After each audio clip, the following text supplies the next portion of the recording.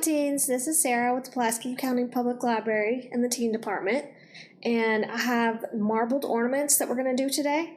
So what you'll need is some acrylic paint. I've got 2 different colors because I found that using more than 2 didn't swirl as well, so I recommend 2 different colors.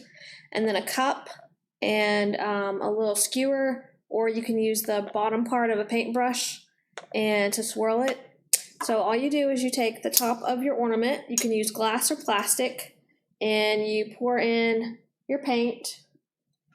So you pour that in and use equal parts of the paint, and then you just take your skewer or paintbrush and swirl it around.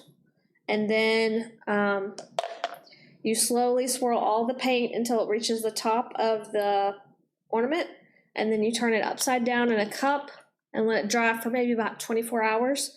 And then you have your marbled ornament. And it's great to put on the tree, or you could give those out as gifts as well. So marbled ornament, that's what we have today.